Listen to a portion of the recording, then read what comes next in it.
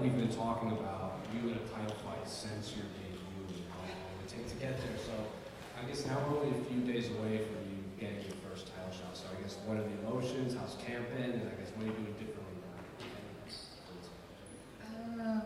Yeah, I mean, I'm super excited. Obviously, I think the way that everything happened with Whaley vacating and Virna being the #1 contender, I don't think that, I think that that win over Virna 5 years ago, that obviously I wasn't training to fight for the belt back then. I was just trying to grow the ranks and get into my own, learn the whole sport. But that set me up to be fighting for the title now. And it's really like surreal how this happened, I think that kind of the focus was always just to like day after day and get better and try to get better and put myself in uncomfortable situations and just like feel that we made it here and that this is a great matchup for us. It's against someone that I beat before.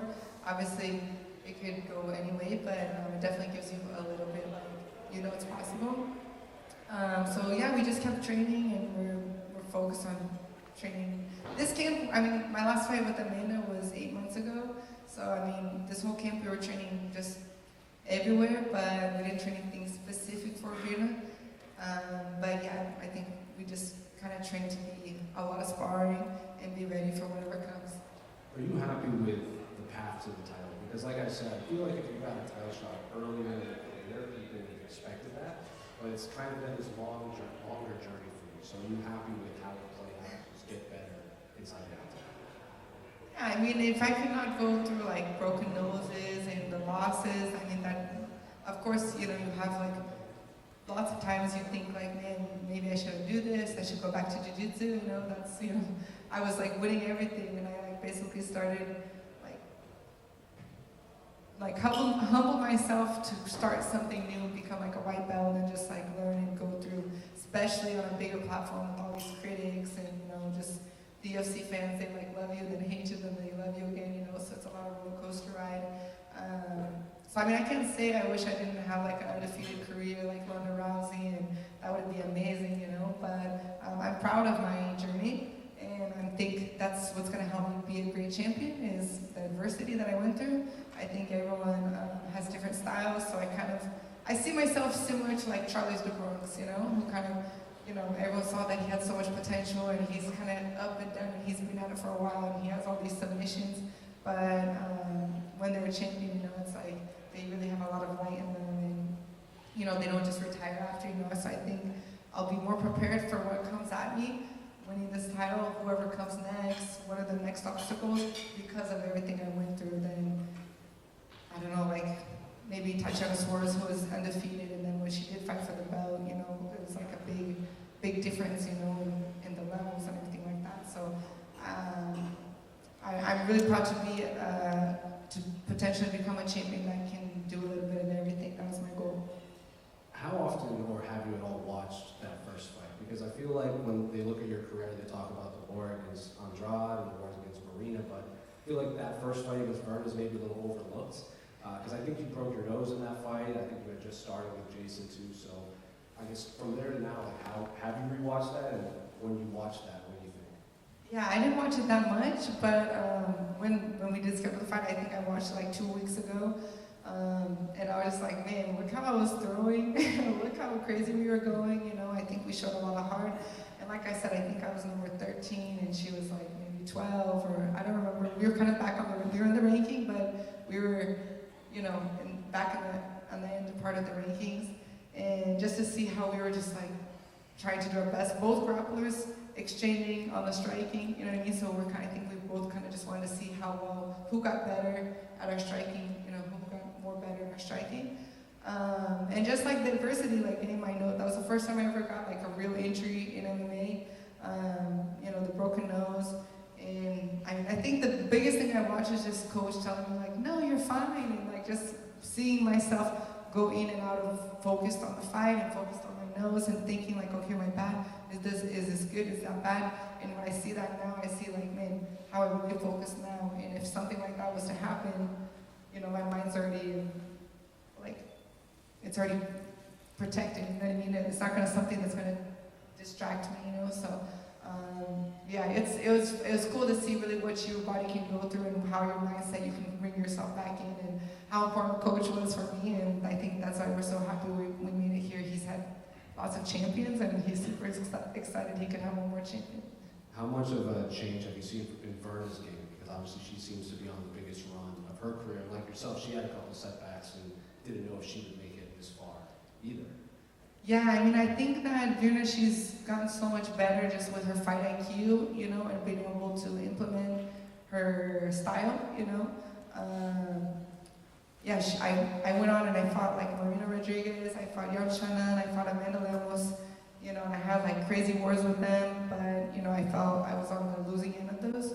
And then Virna, she fought all of those girls after I fought them, you know, so I think she kind of was able to see like, okay, that's not what to do, you know, and yeah, put her game and be able to submit and take them to the ground, you know, not getting punched as much as I do in fights.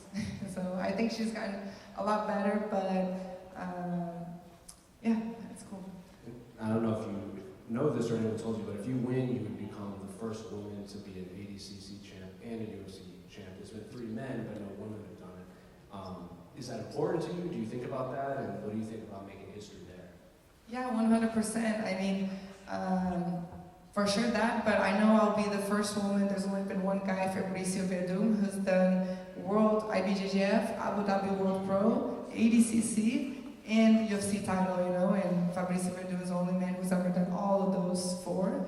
You know, I could be the only woman to do that, so that's definitely, it's just being a champion of the UFC is making history, you know, so to be able to do that and representing, you know, ADCC, which is like submission grappling and jiu-jitsu, they're similar, but they're not the same, you know, so I would really like to just solidify my name in history, and, you know, if we can make like Hall of Fame eventually one day for most submissions, and the sky's the limit, you know, but definitely puts more incentive for me to be the champion. Just last one for me. What did you make of Bia's debut in Yale? Because obviously someone you have history with, you know, she's already talking about, like, I would welcome Ronda Rousey back. I want this quick journey. So what did you make of her performance, and would you have any advice for her making her debut from the ground? Yeah, me and Bia, we've been friends since we're like 12 years old, 13 years old, training together. So it's really, really great to see another, you know, world champion jiu-jitsu girl here. Even Jacqueline Amorim, who's also fighting on this card. You know, we know from the jiu-jitsu community and how we used to fight and train and stuff like that. So I was so happy for Bia's performance, her ground and pound. I feel like she's adapting so good, and she's, you know, at American Top Team training with Kyla Harrison and all the girls. So I really think she's going to go far in the division, and I'm proud of her. And yeah, I mean, she's Aries like me, you know, so she's very competitive, and she's like very initiating and, you know, independent. So, but the best like goals I can or advice I could give her is just, you know, to believe in her ground game and her takedowns, and not to get into any unnecessary wars. Charles seems to think now's the time they could do a stadium show in Brazil, because he's the superstar. Pereira got the belt back. You or Virna could be a champ. Jailton is right there. So do you think now's the time to have a big stadium show down in Brazil? Yeah, I think so for sure. I think it will be the Brazilian fans, whoever. My last time I fought in Brazil was at UFC Rio, you know, and it was amazing. And yeah, I mean, the UFC fans in Brazil, they're amazing. Everyone who goes there, they can feel the energy, so for sure. Hi, Mackenzie. Oh, hello. Hello. Okay, can you hear me? Yes, I can. Okay. Hi, Mackenzie, and welcome back to Abu Dhabi. Obviously, you've enjoyed great success in Abu Dhabi, particularly in your grappling career, particularly at the Abu Dhabi World Pro. Do you feel any kind of sense of destiny that from that stage of your career to now potentially becoming a champion in the UFC, how it's kind of like a full circle moment maybe? Yeah, 100%. That's the thing I was talking about this like the beginning of the year before I fought Amanda Ribas. I said, man, could you imagine if I fight for the belt in 2025 and I won the world title, you know, I won the world title in Jiu-Jitsu in 2015? I was like, exactly 10 years later, you know, and then it came the idea of what if it's in Abu Dhabi, you know, that would be amazing, because I won the world title in 2015. I won my Abu Dhabi world title, which was my first world title black belt, April 25th, 2015 here in Abu Dhabi. And I'm fighting October 25th, 2025 in Abu Dhabi for another world title, you know? So for me, I was already imagining how crazy this would be, and it really did happen. And, I mean, you can't plan things like that, you know, like the exact day, the 25, this location. You know, before this, I was like, man, I would like to fight in Brazil, you know, like, it'd be amazing to fight in the crowd. And they said, no, Abu Dhabi. I'm like, okay, I prefer Abu Dhabi, you know, so I really think it's destiny. I don't know what the results will be exactly on Saturday, but I really believe that the stars are aligned, and I did all my work in these 10 years. And it's not just those 10 years, obviously, I've been training since I'm 5 years old, so this is a long time coming, and I feel like now's the time, and to be here in Abu Dhabi with so many great results. I've never had a bad experience here, so I don't plan on having a bad experience on Saturday. That's good. You've already mentioned yourself and Jandiroba. You've had to overcome adversity, setbacks, injuries, critics, and again, you mentioned like the stars are kind of aligning. Do you really feel like Saturday will be your crowning glory, if you will? I do. I really do. I think it'll be a good night for me. I think I'll be comfortable there. I don't really see, like I said, she's gonna have to or knock me out. If she knocks me out, congrats to her. If she submits me, congratulations. But I mean, I'm not training my whole life to lose a title because I'm stalled, because she stalled me or put me on the cage and she's just holding on to me. So I really don't feel like, I mean, I know my grappling is higher level than hers.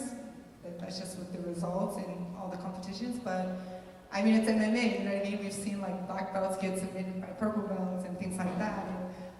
But I mean, if there's a way for her to win this fight strategically by points or by just kind of slowing me down, I'm not gonna let that happen. So I really believe that it's gonna be a comfortable fight, especially because I like pushing forward. I'm not scared of the brawls. I'm not scared of whatever I need to do to win.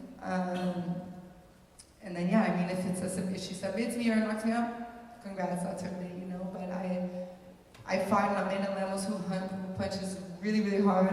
I fought Jessica Andrade who punches really, really hard. And I didn't go, like I said, I was battle tested, you know. So from my experience with her, I didn't feel anything like what the girls I fought have brought to the game. Shana and her rocked me on my chin, you know. I really exchanged with the striking with these girls.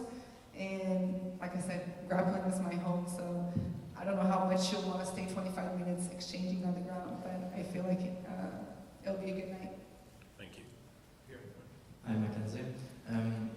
You're an elite grappler, but Virna is seen like that as well. And sometimes when we've got this kind of matchup, it ends up as a fist fight. Do you think it's a possibility, or no matter what, you think this fight will end on the ground? Yeah, our first fight, we stayed the 3 rounds exchanging, almost striking. So this time, I definitely think it will be on the ground. I don't think we'll be the whole time on the ground, but I think the fans will see a very MMA fight. You know, I think there will be cage. I think we'll be striking. I think there will be grappling.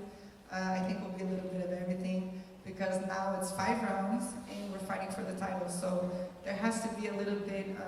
The first time we fought was just to crazy, try to win, you know. Now it's we want to win, but you want to make sure you win, you know, so you play smarter. I don't think Virna likes to get punched in the face, so I think she'll do her best to, you know, stay out of the crazy exchanges. And if she gets a good position, I think she'll try to get that. But yeah, I think we're going to have a little bit of everything in 5 rounds, especially because, you know, cardio, and you want to make sure you have enough intensity for all 25 minutes. Last one from me. Imagine you are Mystic Mackenzie. Can you give us a precise prediction, and do you have a favorite sub, for example, to end this fight? I think my favorite submission is the omoplata. I do it a lot. I landed it with a lot of the girls, but I was only able to submit a few, but I'm always attacking that.